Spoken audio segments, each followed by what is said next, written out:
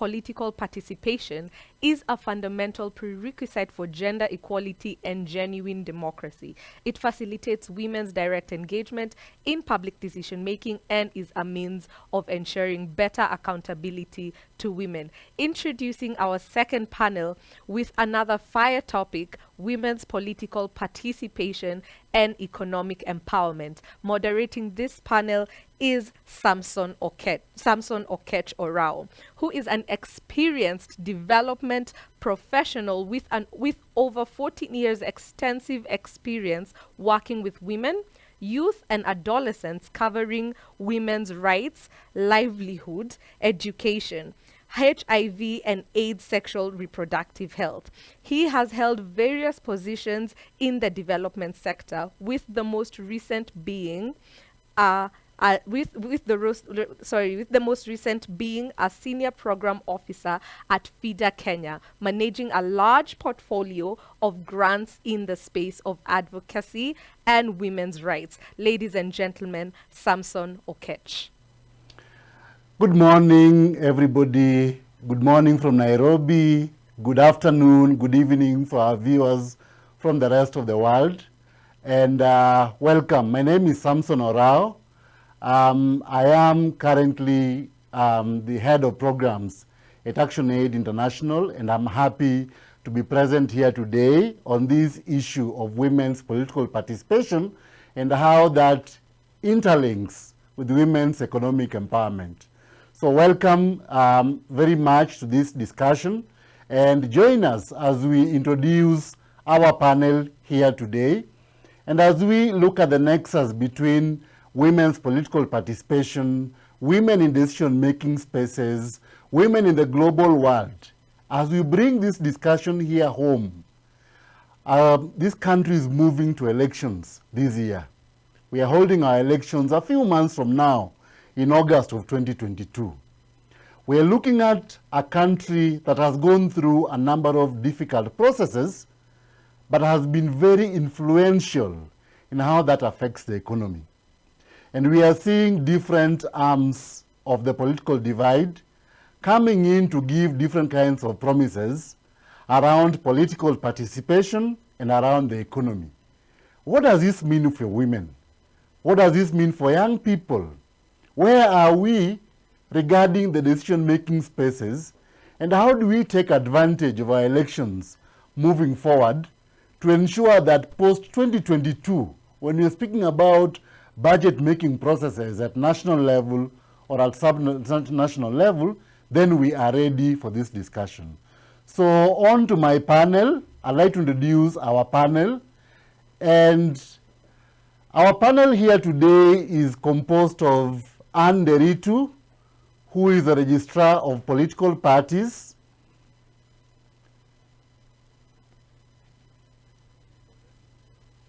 Anne will be joining us shortly.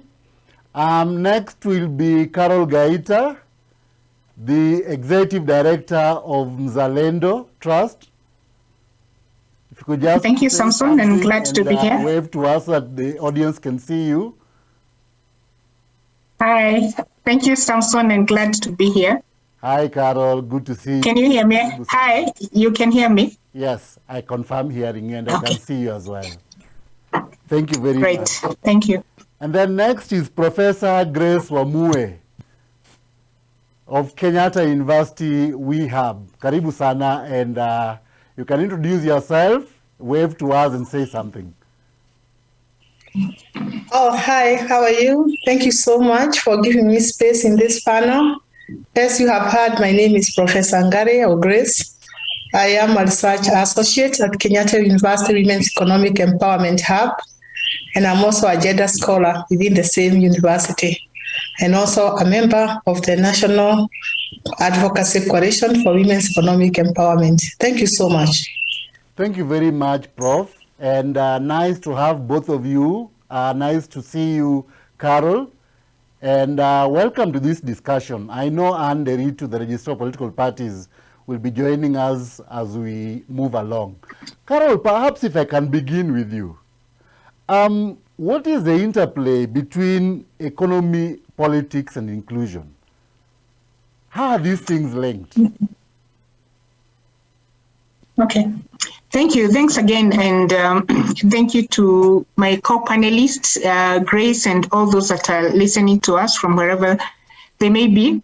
And I want to say that in Kenya, politics and economic empowerment are very closely interrelated.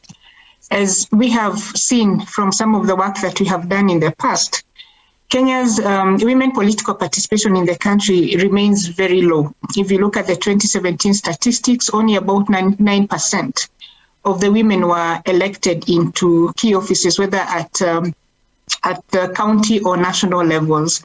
And from work we have done in the past, one of the barriers that has been identified as being, as being a barrier to women's political participation is a cost of politics. And so the linkage between the economic empowerment and the political participation then remains very clear. And there are various ways how this plays out. Part of it is, of course, that the access to women to resources that are required to be the sources of the, whether it's land, whether it's the capital, whether it's the collateral that women would need to be able to use as fundraising efforts, this remain a challenge. Again, with and the converse is also true. With the lower numbers, it means fewer women are at the decision-making processes and decision-making tables, which then means that gender-responsive and economic interventions that would be useful for the benefit of women also then remains a challenge, because these are not being given the lens and the look that they require. So there's quite a direct interplay, and we have seen from research that we have done that for a woman to run for office, she needs much more than her male counterpart. In the cost of politics research that we released last year, we saw that, for example, in the case of a member of National Assembly, well, the national average for an MP was about 18 million. In some cases, for a woman to run for the same seat, the seat of a member of National Assembly, she needed to spend 5 million more. And of course, there are all other things that are at interplay that leads to an increase in this cost for women, which then means that unless we are empowering our women economically, unless we are creating the opportunities and providing the resources that empower women, their participation in the political spaces then is going to remain lower, not forgetting the other externalities like, the responsibilities of care, the responsibilities of households, and the cultural and socio-politicals that come into play. Well, thank you very much. We are doing elections. We've had this new constitution for over 10 years now. And we are speaking about different decision-making spaces where women are supposed to be present. We are speaking about the 2/3 gender rule, for example, and the inclusion processes. I'm just wondering, from your perspective, Carol, still to you, are women in these spaces? When we speak about elections, because we are going to a process where we will elect, and we will elect from national level, from president, from Senate, from county government, from member of National Assembly, from the women's representative positions, all the way to the member of county assembly. Where are women in these spaces? Are they present? The women are present, Samson. But whether the women are present, and we see them in political parties, we see them in the different positions that they're running for, we see them offering their candidacy in the various positions that you have mentioned, whether it's from governor level to the members of the National Assembly to the senators. So they're there at all levels. I think the question we should be asking is whether the playing field is then fair, and looking at it from an economic and an economic empowerment. Does the economic empowerment, does the playing field encourage or provide opportunities for more women to see it to the end, to run for office to the end, and still navigate the process? And I think those are some of the issues that we need to address. One of the things that when we did the research, an area of cost for women in politics was, of course, you know, from the party nomination fees to everything else that is required for you to run a successful campaign, it's quite a draining process. And so whereas women may be willing to offer themselves for these offices, there are certain handles that they have to, any candidate has to go through. But for women, as I said, if they don't have access to these resources that their male counterparts have, then as we move along the campaign process, the elections process, the numbers go down. And we have seen this also in the area of the sustainability of the campaigns, because, you know, as you move along from the research, we saw that a lot of money is spent at party primaries, and the amount that is spent at party primaries is almost equivalent to that which is spent at the election campaign itself. So even though you have secured a party ticket, there are no guarantees that you know, you have victory, so you have to still spend more. So I think for us is to then having a conversation about how we can come together to ensure that we are creating spaces for women to empower themselves, so that when they need to run for office, they're actually ready and they can move along throughout the campaign process. They have the resources, they have the resources, whether it's the financial, whether it's the communication, whether it's the social requirements that they need to then be able to see the campaigns through. And because the thing is, if we don't have more women at the ballot, then the possibility of inclusion, the possibility of increasing the numbers then remains a mirage, because what we need to invest in is ensuring that we're getting as many women as possible to the ballot. If I can come to you, Caroline is raising something. Yes, I hope I have answered your question, Samson. Yeah, I got you, Caroline, thank you. And I just want to shift this a bit. Caroline has raised a very important issue around leveling the decision-making spaces and making them more available for women. Professor, if I can come to you, we know that our campaigns are usually very expensive, and when you're speaking about nominations, even party nomination fees alone, the costs are way high. We need to look at how we can ensure that many more women are economically empowered. So how do we go about this? How do we enhance inclusion for women? How do we ensure that women are available in these decision-making spaces, and that resources, if that is an obstacle, then resources can trickle down to the women, and they can be aware, but they can also access? Prof.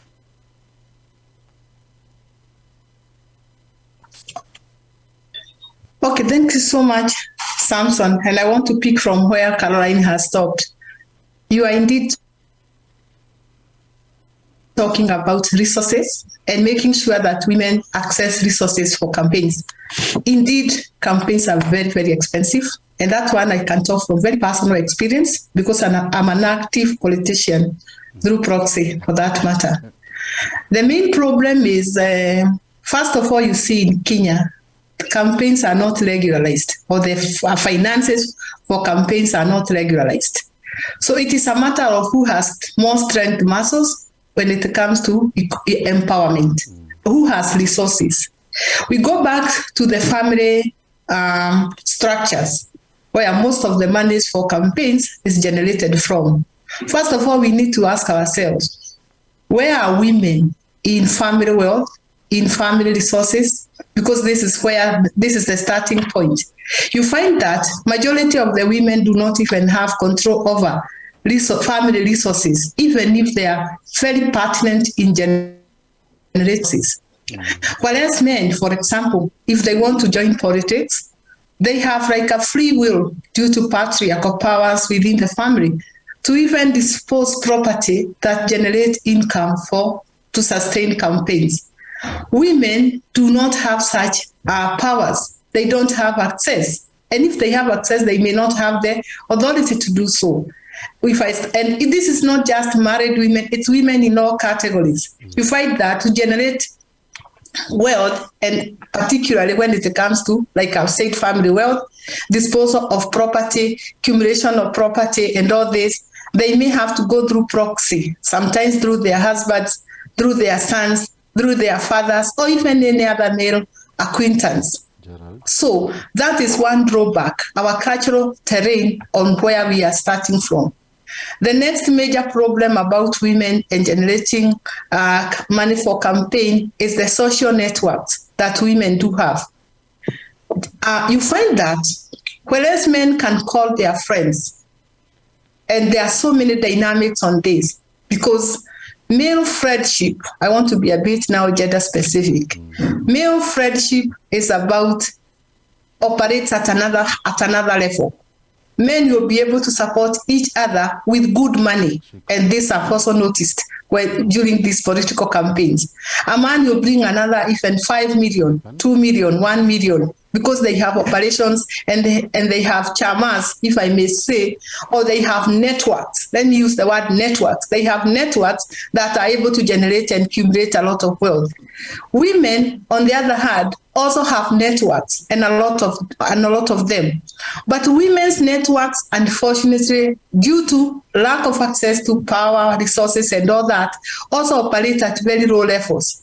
I have seen when I call for Harambes, for women, my colleagues to support me for this and that, a lot of them will come. But guess what, Samson? They will give you, the one who is giving you so much money for that matter, might be 10,000. And the rate goes down to 5,000, some even giving you 100. So you may have 100 women supporting you, and the maximum they can raise is 100,000. A man may have only 10 men supporting him, and the maximum they can raise is 1 million. So these gender power dynamics are all over.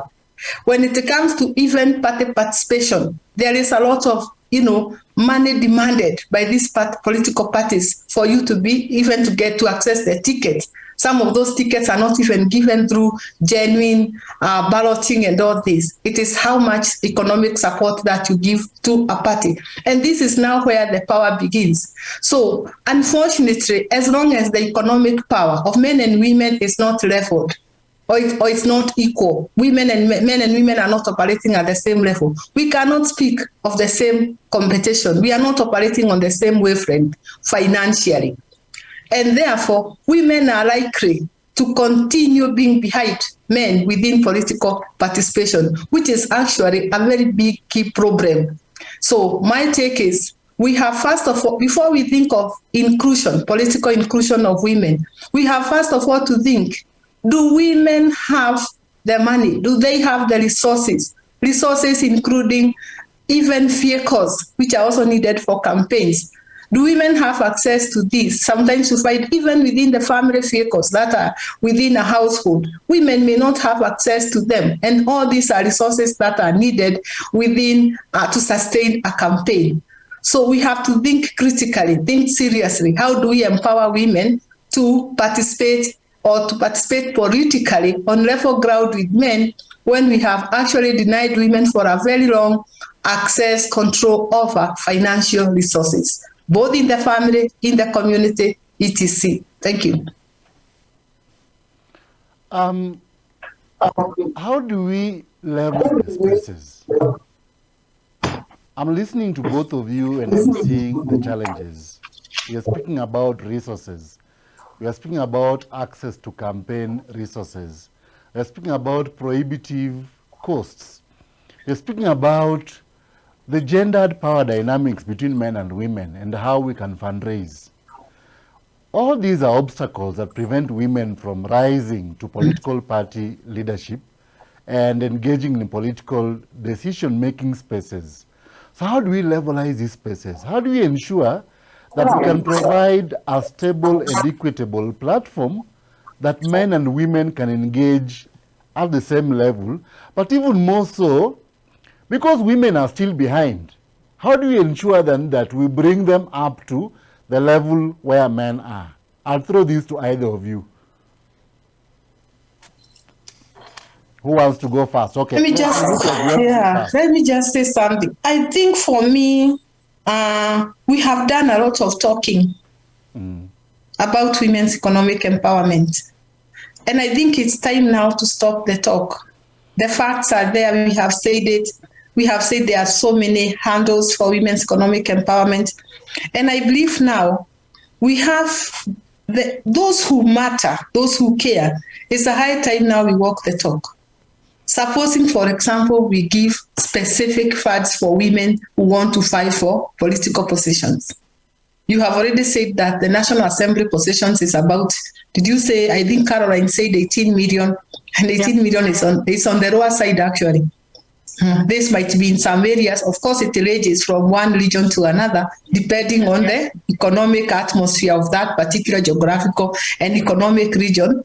But nevertheless, what have we done as a community that matters?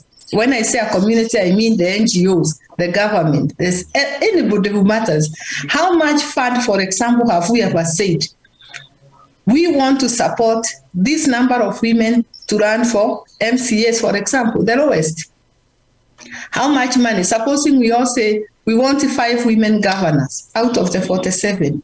This is the amount of money we are going to generate and put it for this and this. Let women compete among themselves. And once we get the best, we say we are going to support A for this gubernatorial position. We are going to fund you. We are going to do this, including the banks and the agencies that be.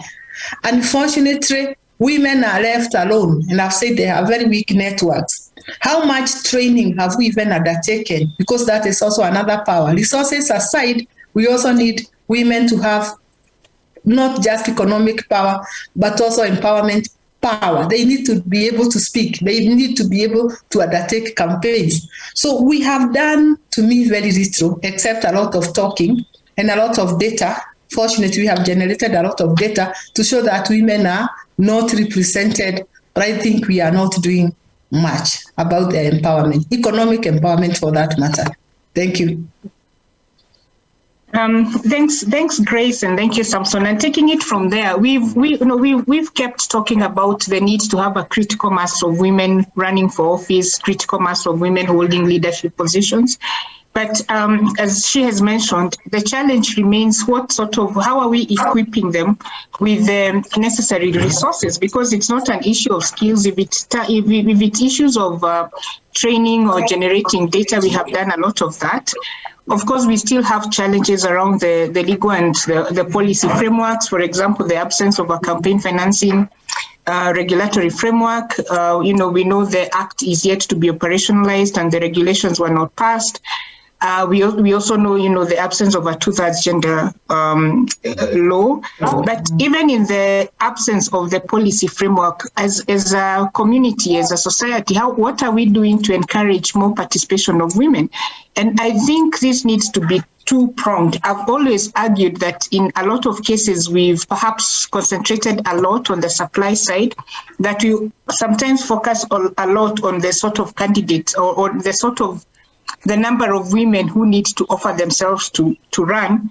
And that is very important because, like I said, if we have few women running, if we have few women on the ballot, then we have less women available to hold those positions. But on the other side, we also need to be having community conversations.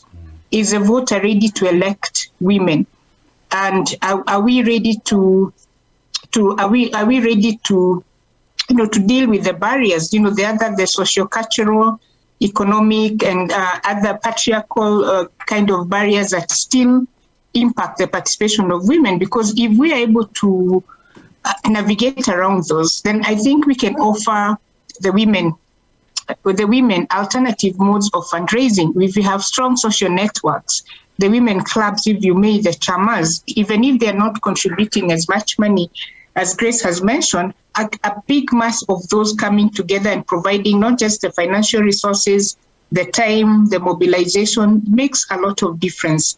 In terms of the organizations, how are we supporting women from the day after the elections to prepare for the next elections? Are we creating maybe a savings mechanism, a funding mechanism that supports them? And I say this because the other thing that we also never really speak about, and perhaps that also discourages women from running, what happens the day after an unsuccessful campaign? And where in a case where you had put your family resources, where you had put your family as collateral, and this you have lost, and you have also lost the home. What safeguards and safeguard mechanisms exist there? So I think there is need for us to support women from the day after elections, whether they're successful or not successful. We need to provide alternative models of fundraising, not just limited to the money, but also the social support in terms of the family support to the family. Does the family understand what just goes into this campaign, and sort of support do we give that? So I think if we provide this alternative options, then we can see more women not getting discouraged by that one round figure of 18 million or 3.1 or 35.5 million, but knowing, yes, this is 35 million or this is 18 million, but I can break down my 18 million through other very many options that don't require the 18 actual million in cash. Carol, if I may just throw a twist to your final comments, the ones you've just made now, around bringing the public on board.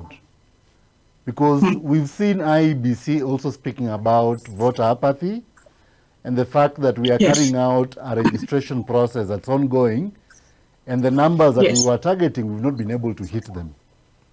And that the young people, the youth who form 72% of the Kenyan population, are not interested in elections.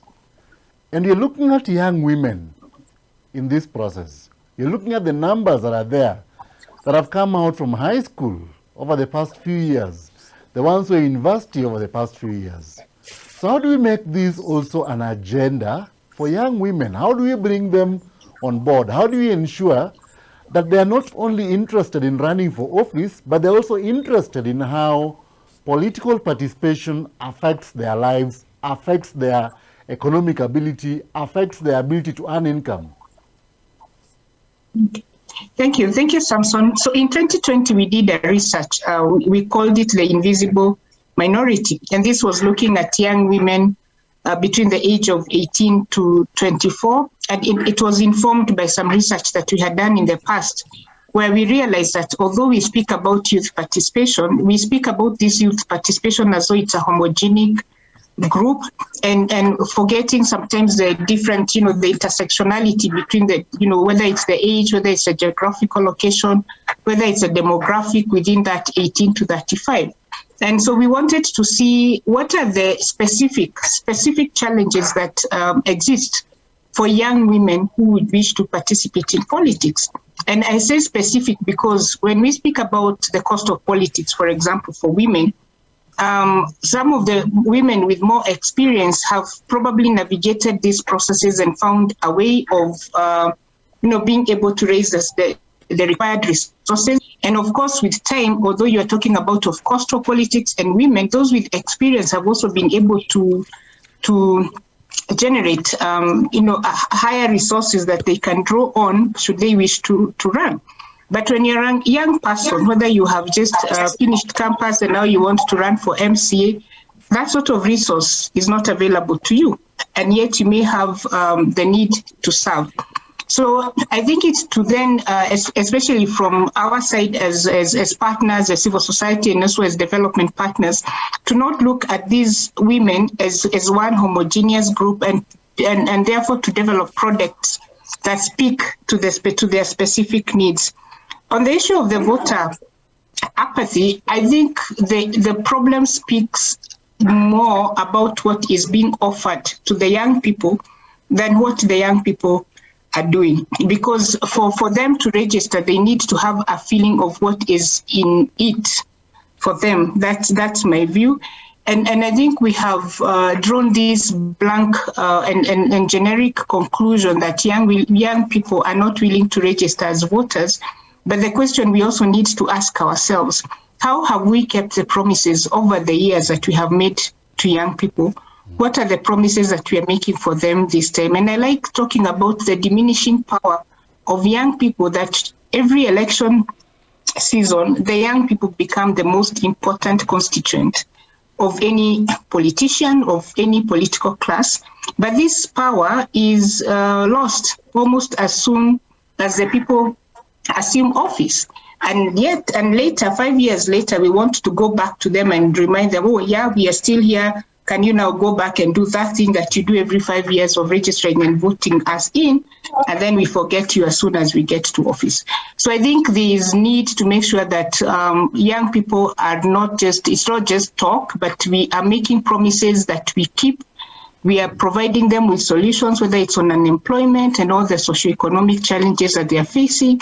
We are also including them in the decision-making processes so that they are not just important during this campaigning and election period, but beyond that, what spaces are we providing them with to make their decisions, that touch and pertain to their needs, as opposed to having this top, speaking to them from the top.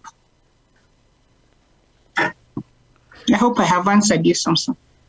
I got you, Carol. And yes, I think those are critical issues that we need to look at around what are we offering, what can we showcase at the end of a political term.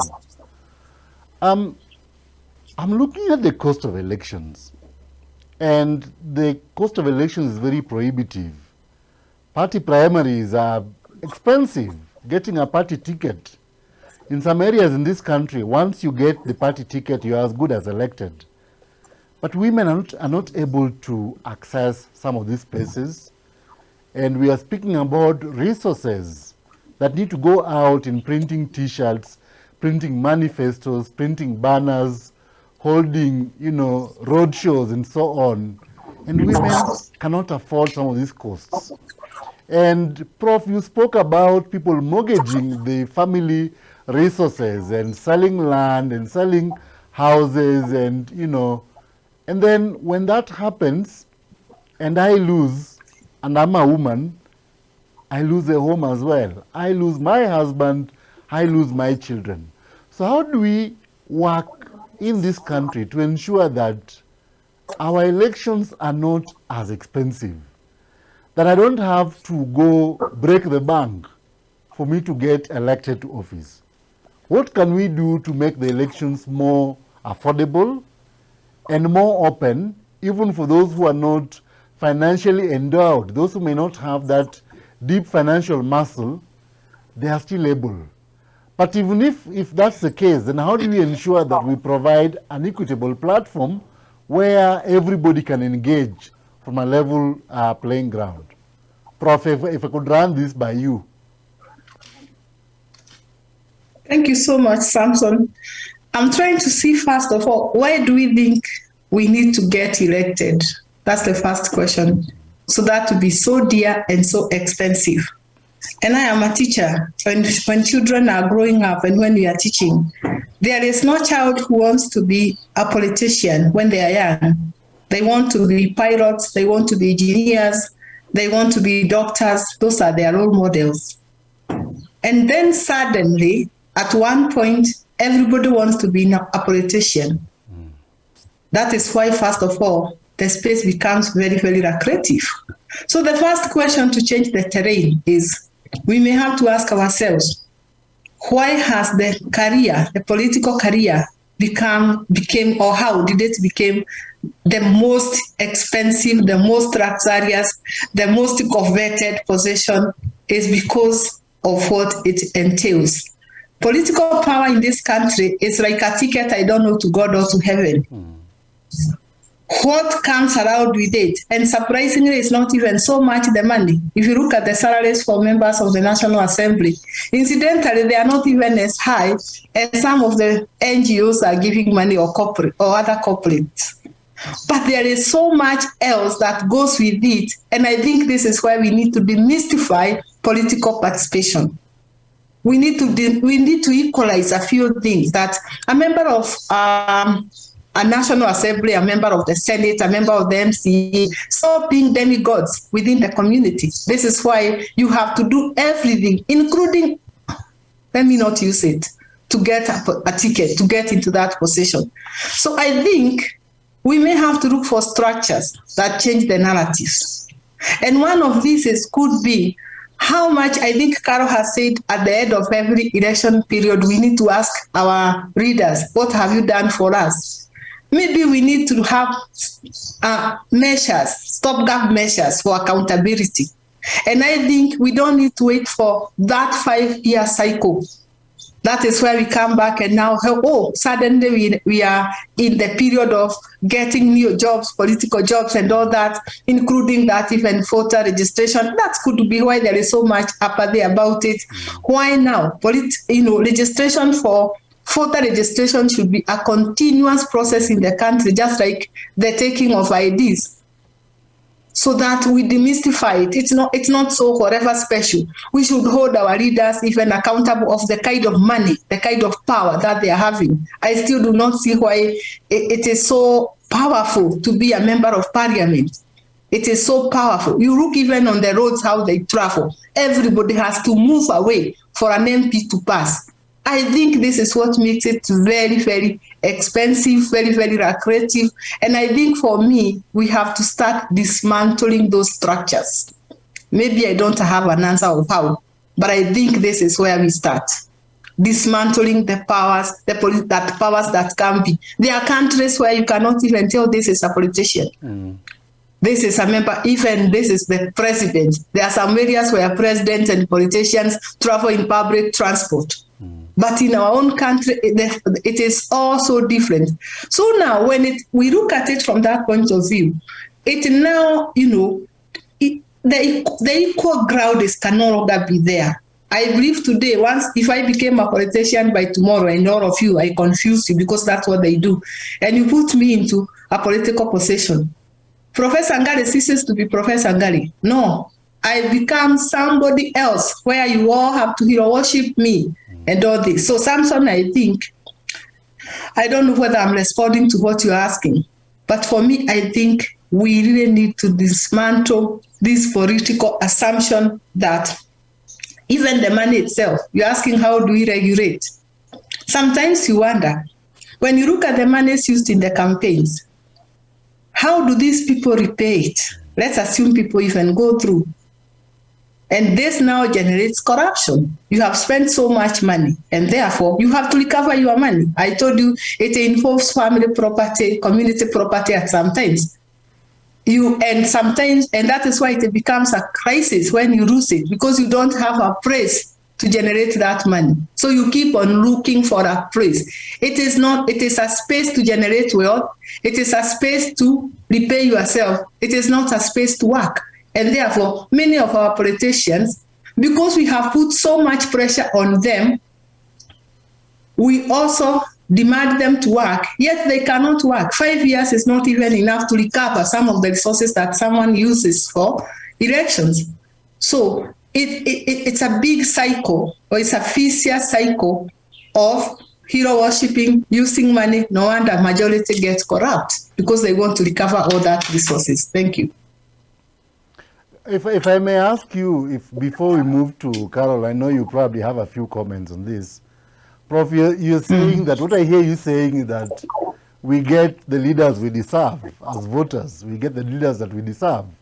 And that when someone gets elected, then it's a ticket to heaven. And if we had Professor Wamue today going into the August House, then suddenly you become Mheshimiwa Grace Wamue, and we all have to bow and bend to you and clear the path to you for you to move. So are you saying that we have a problem as a people before we speak about the political class? A big one, Samson. A big one, and I cannot tell you what is the genesis of this problem. Because you see, I've even seen it in social spaces. Social spaces, including church, weddings and all that. The minute Mheshimiwa enters, the terrain changes. Everybody changes. So women start dancing. You see the kind of problem that we have as a community. Women start alulating. Mheshimiwa Grace has finally arrived. And they will never even keep time for that matter, because they know there will be that space for them, even in funerals. Mheshimiwa Grace has finally come. Even if the body is lowered in the grave, it might come out for you to speak and all this. And then we assume that they have answers to every situation that we have you tell them to address gatherings everywhere and all that. It is a community problem of hero worshipping leaders. I don't know whether this we have inherited from the African context of leaders, or we have borrowed it from a Western culture.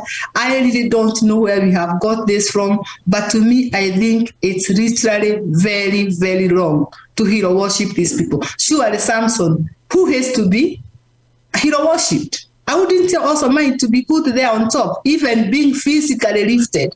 Some of us even lift these members of parliament or leaders and wait until a governor arrives and the county comes to a standstill. We have very powerful people in this country, powerful as within other careers.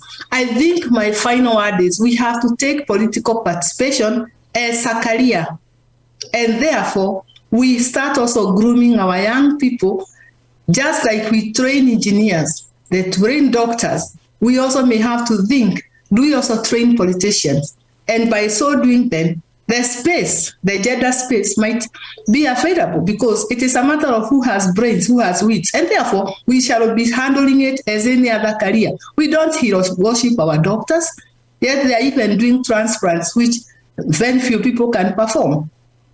We are even underpaying them, yet all the brains are there. The country has invested so much money on some of these professionals, but we don't even recognize them. But some of our members, the political class, who may not even have gone to any school to study politics, we start hero worshipping them. I believe, I say we have to change the narrative. Thank you. Thank you very much. Thank you very much, Prof. Those are very interesting ones that you're saying around changing the way we do things and, you know, moving on to change the perspective. Carol, before I move to you, I see the Registrar of Political Parties, Nderitu, has joined us. So, Anne, if you could just wave to us, introduce yourself. You found us on a journey that has begun, but we are glad that you're able to make time for us. So, karibu sana.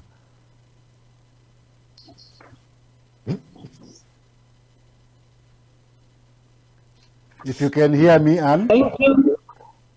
Yes, I can. Thank you for seeing all of you.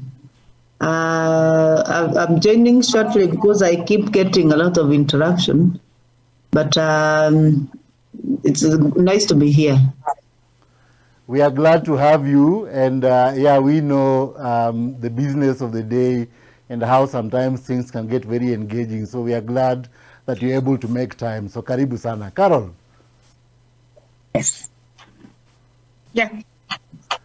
What do you have? What do you have to say to the thoughts that Professor had over there? You know, she's raised a number of salient issues that we really need to consider around how we engage in our politics, and of course how this affects women. When we are electing Bwana Mkubwa, the big man syndrome, big woman syndrome, where are we? Where is the public in this, and how is this something we need to correct? And if we need to, then how do we correct it? Okay, thanks. I think I'll start where you asked the questions, like how do we navigate the high cost of politics in the country? Because then talks about the high stakes political processes that we have.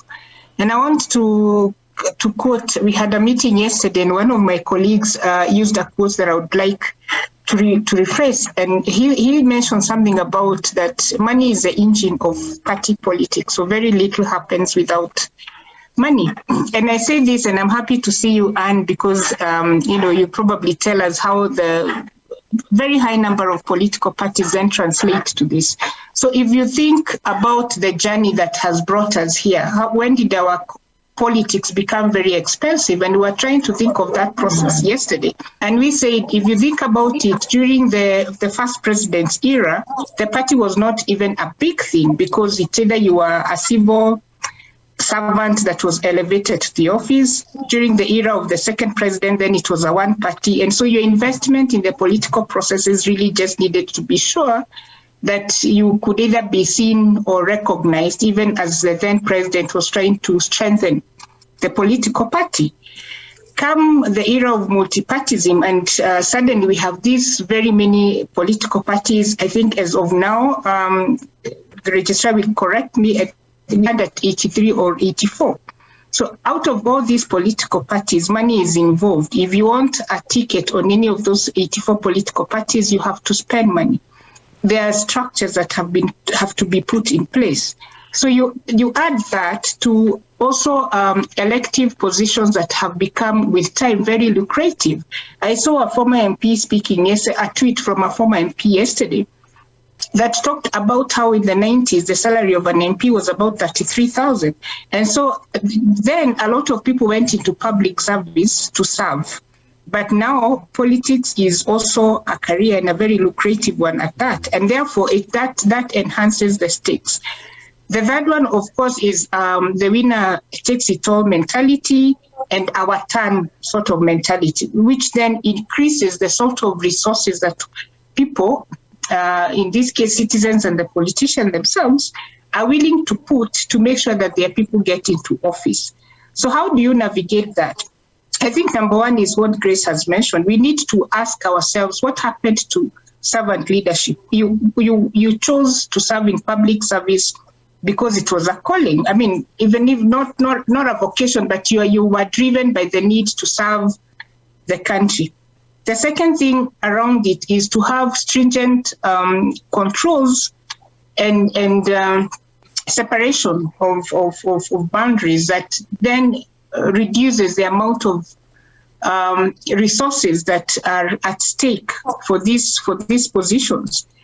The third one, of course, is to holding the leadership accountable so that it doesn't become like, a free ticket to a 5-year where when we do a scorecard, we are not seeing the work that is commensurate with the sort of resources that have gone into holding your position.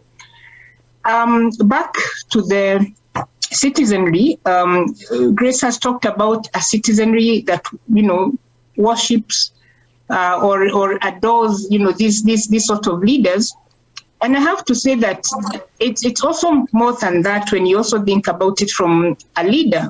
Citizens make, and this is backed by research that we have done, that citizens also make a lot of demands on these elected officials. And when we looked at the cost of politics, if you see some of the areas, the drivers of politics, gifting, contributions, social welfare, are some of the areas that actually increase this cost of politics. So there's a whole set of, a subset of work that needs to be done to also sensitize citizens on what the role of the elected members is. But on the other hand, if you think about public service delivery, if we elected governors, and they made sure that health is a devolved function, the health facilities are working, the road is working, if we ensure that schools, schools are closed, schools are in good shape, and we put our public resources to the work that they're supposed to do, I want to believe that citizens would not be asking for some of these things. We are seeing health now is a one-way ticket to poverty. You get someone who is unwell, and that's a ticket to poverty purely because so much money goes into health, but it doesn't translate into effective public service delivery. So I want to say that the ball is not just on the citizens' court, it's also in the leadership to ensure that the role that they're elected to do, that they're delivering, the citizens in ensuring that we are then putting into office people who meet the sort of threshold that we are seeking. We keep talking about Chapter 6, and yet the sort of people we elect, we then feign shock when we get the same people dipping their hands into kitties, and yet we put them in office because they had already dipped their hands in the kitty, and the resources that they're dishing out during fundraisers and church harambes and everything else are also coming from this same public kitty. And when we get sick, we say, there's no money for health or there's no money for education. And we can see the challenges that are being faced across all sectors, including the higher education. Yeah. So I think it's not a one-size-fits-all. It's not a one-sector sort of solution. It's not a one people sort of solution, but it's a concerted effort between the citizens, the civil society organizations, the elected officials themselves, the accountability bodies themselves, to just make sure that it's, our cost of politics is really worth the sort of public service that we get. Thank you very much. This has been a very interesting discussion. I don't know if we have Anne with us. Yeah, this has been a very interesting discussion and on so many issues. And I like the way we've been able to link this nexus. Madam Registrar, I know your office is one very busy office, so I know you are attending to something. We are coming to our close. I just wanted to find out from you, Anne. We are doing nominations in April. Yeah. And we are speaking around women. And Carol and Professor Ngari have spoken to us around the way political costs are very prohibitive for women. So how can we, working with you and the political parties, enhance the ability of more women to get nominated? How can we whip the parties to also make sure that the women come on board and they're able to occupy some of these seats? And how do we also bring the public along so that our nominations are not violent, are not expensive, but that women who studies have shown are still behind can also now come back to be on the level playground with their male counterparts? What do you think? We have about 3 minutes left at the end of the discussion. Just a few thoughts from you. Karibu sana. Okay. Thank you. I think there's an interesting conversation, even if I have not listened from the beginning. But I've met Carol speaking, and Professor was just about to exit. The conversation about women and economic empowerment and politics is a conversation that probably should be put in the center stage of politics. If we are serious as a country about inclusion, and specifically also on the issue of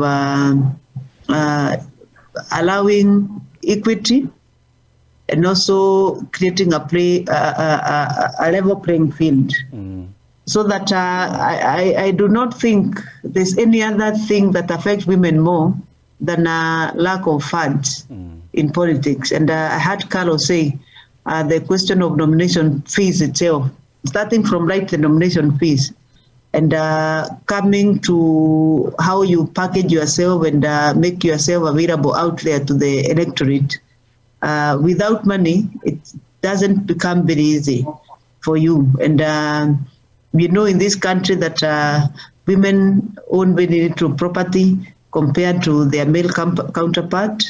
Majority of the women are laborers and casual laborers, to say the precise.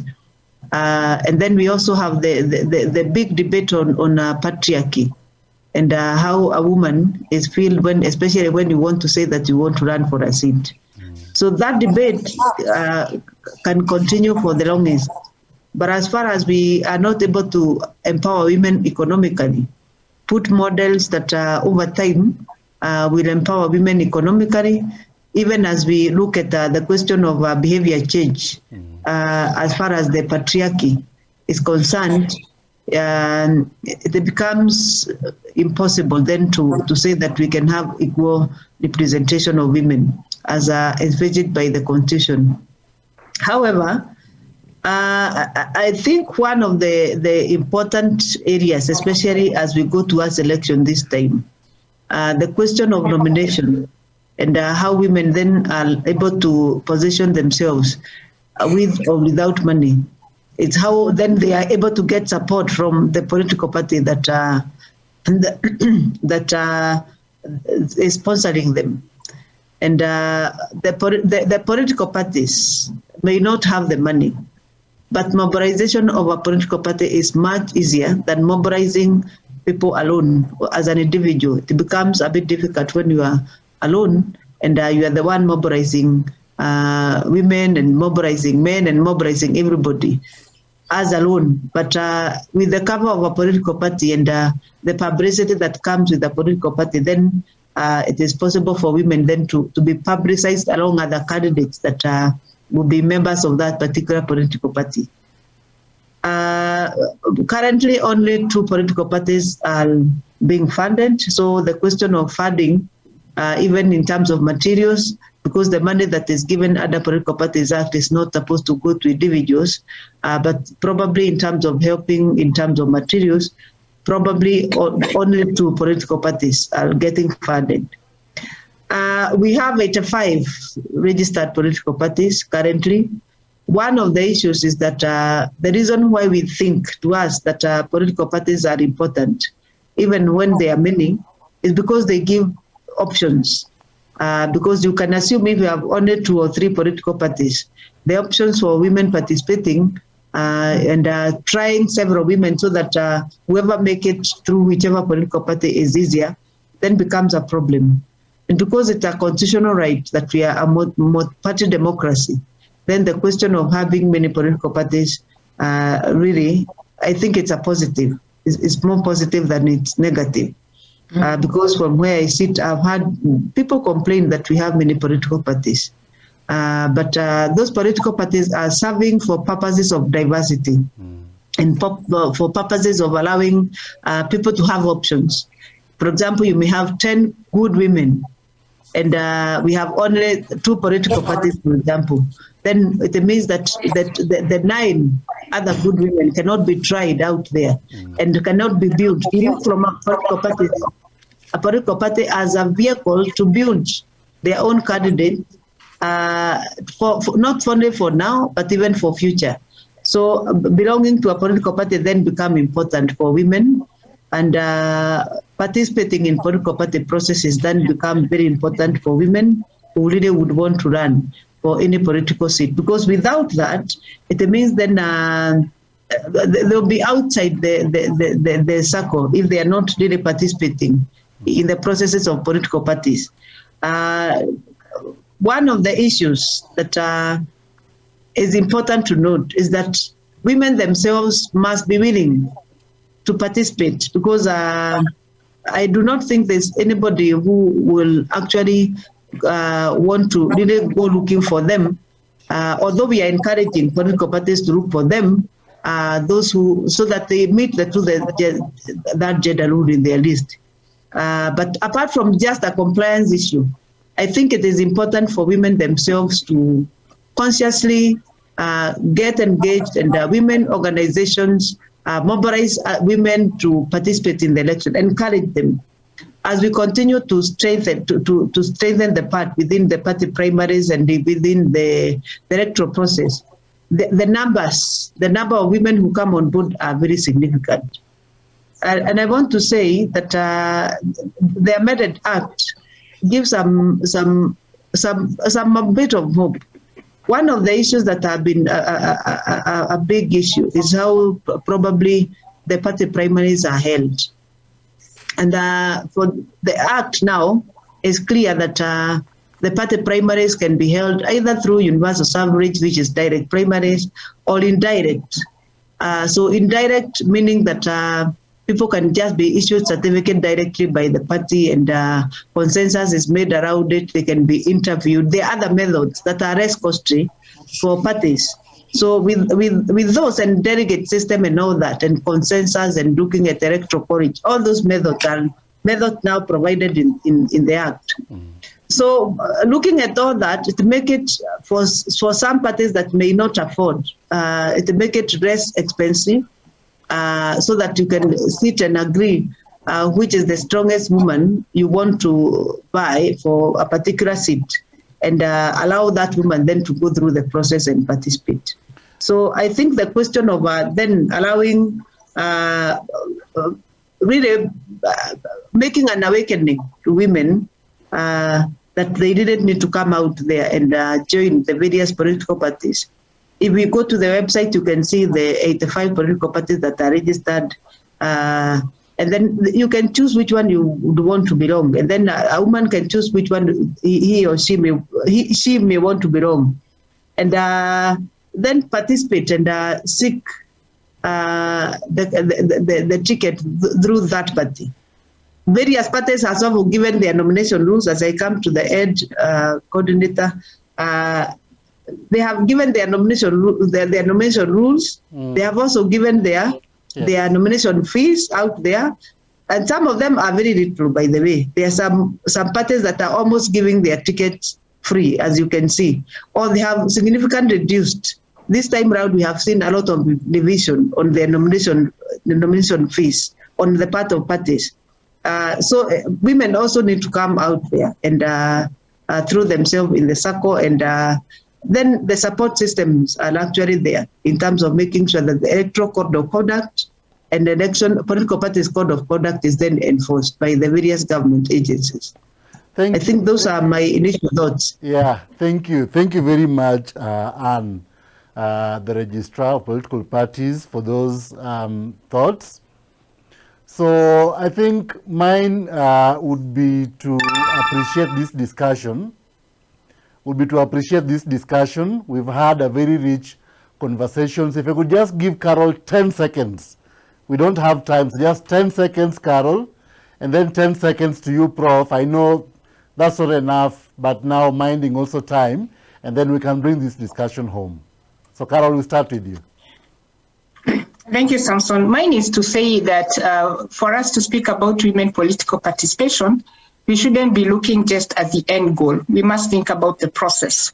And part of that process begins with the economically empowering the women and ensuring that they have the resources required that to make sure that should they want to run for office in the fourth year, they have those resources. So let's look at the whole intersectionality of the many things, the economy, the social, the cultural, and support the women. And as the registrar has echoed, get more of them on the ballot box, because that's the only way we can increase their participation and their numbers. Thank you. Thank you very much, Carol. Prof. Yes, I want to pick from there. It's a process, and it's a process that should involve all of us. We should work together to increase women's political participation, including financing and all that. We also need to demystify political participation, political leadership. I think I will still echo that. And I believe once we all do it together, involve families, involve communities, involve even politicians themselves, be more accountable, and put structures that take political processing as a continuous process. To me, finally, political leadership should be a career that somebody is trained for, that somebody works for, that somebody even gets a certificate to participate. And somehow it will demystify all that. Greetings from Manzoni, that's where I am. We are doing the East African Community Women's Economic Empowerment Policy. Thank you. We'll come to you and the university fraternity on a discussion around whether that can become an academic discourse. I would want to bring this now to a close, and just to appreciate all our panels, Nderitu, the Registrar of Political Parties, Caroline Gaita, Executive Director of Mzalendo Trust, and Professor Grace Wamue, who comes from the KU Women's Economic Hub and who's a researcher. So thank you very much for this rich discussion, and thank you very much for having brought all of us together. There are a lot of action points and sound bites that we pick from this conversation, and I know this has enriched the discourse on the nexus between the economy and women's political participation. Asanteni sana, and I wish everybody a wonderful rest of the week. And thank you very much to our audience as well for this wonderful engagement. Thank you, and enjoy the rest of the day. Thank you very much.